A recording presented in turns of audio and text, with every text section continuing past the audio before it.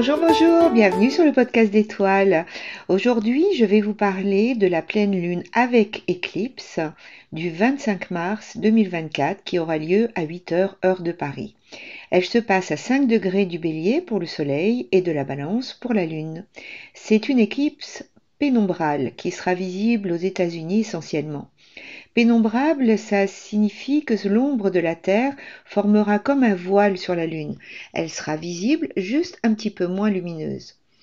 Donc il y a une influence subtile de cette éclipse qui nous prépare à la puissante éclipse solaire totale du 8 avril qui nous annonce, elle, de grands changements collectifs.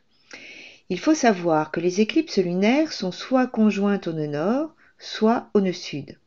Elles ont lieu tous les 18 ans, toujours dans les mêmes signes, mais par un fait étrange, la dernière éclipse lunaire avec le nœud sud dans le signe de la Balance a eu lieu en 1987, ce qui est interpellant par sa rareté. Si vous allez voir quelques événements qui ont lieu en 1987, je pense que ça pourra être interpellant.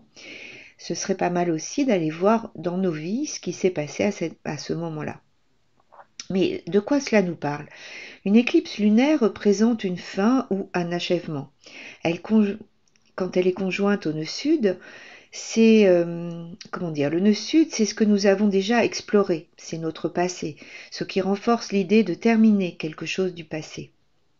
Dans le signe de la Balance, cela nous parle d'un nouvel équilibre à trouver. Quelque chose se transforme dans nos relations, que cela soit les grandes alliances internationales, bien sûr, les contrats professionnels ou alors les relations intimes. En tout cas, un nouvel équilibre est à l'œuvre. À titre individuel, il est probable que des zones d'ombre se manifestent dans les mois qui viennent concernant des relations qui ne sont pas ce qu'elles devraient être. D'autant plus que Pluton forme un magnifique trigone à la Lune, soutenant par conséquent la transformation à l'œuvre et faisant émerger une nouvelle vérité. Cela change notre état d'esprit. Il est aussi au sextile du Soleil, donc Pluton au sextile du Soleil, donc nous sommes au clair sur ce que nous voulons vraiment. Il n'est plus question de faire des compromis inutiles. Être au clair avec soi pour pouvoir le partager, voilà le message.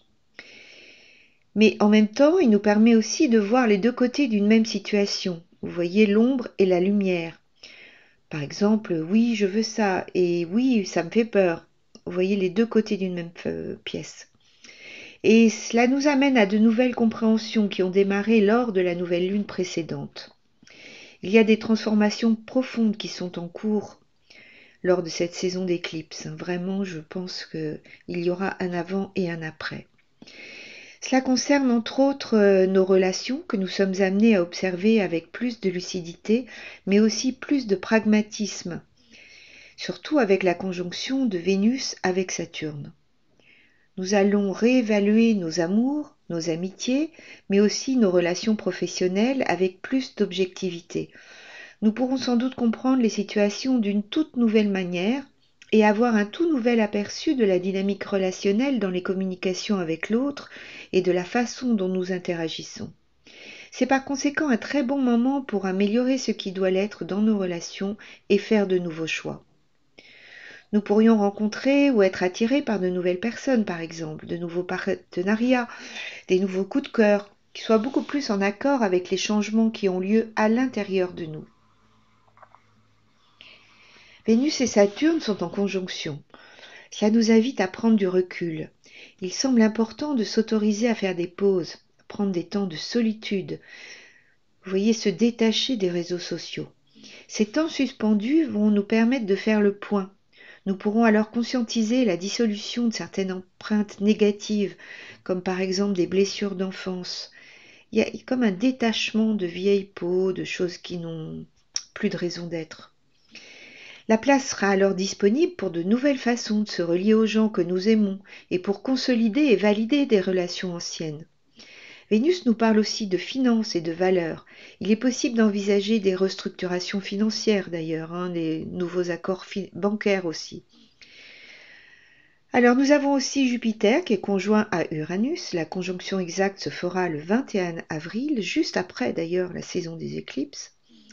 Cette énergie, elle gagne en force, on la sent de plus en plus présente. Le taureau, il veut nous ancrer, nous stabiliser, mais avec Uranus, les changements vont se manifester. concernant ce qui est vraiment essentiel pour nous. Et d'ailleurs, nous les sentons déjà, je ne sais pas vous, mais j'ai l'impression quand même qu'on les sent, ces changements. Je vais écrire un article là prochainement à ce sujet. Et faire une vidéo aussi, enfin un podcast. C'est une expansion Jupiter-Uranus.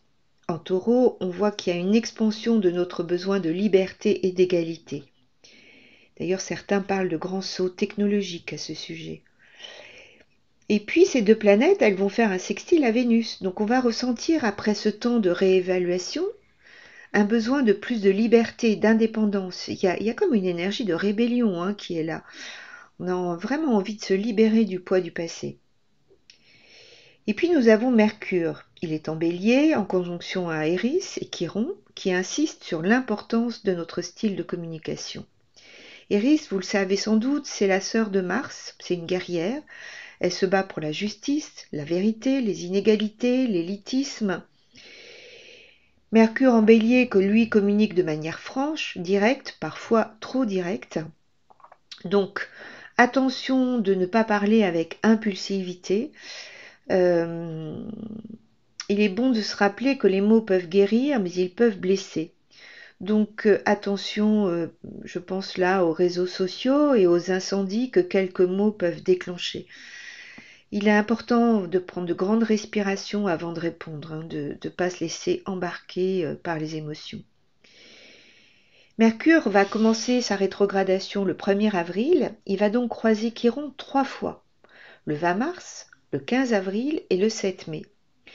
Et donc nous allons pouvoir prendre conscience des incompréhensions à l'œuvre lors de nos échanges, mais aussi clarifier notre façon de penser pour être plus alignés entre ce que nous pensons, ce que nous formulons et ce que nous faisons.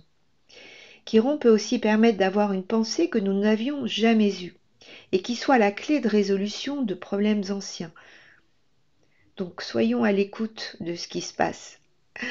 De façon plus globale, il est possible qu'il y ait des discussions plus intenses concernant les sources de maladies ou la quête pour obtenir des faits justes, la vérité sur certaines situations. Et nous avons aussi 4 planètes dans le signe des poissons, Mars, Vénus, Saturne, Neptune. Cela fait penser à des anciennes structures qui émergent.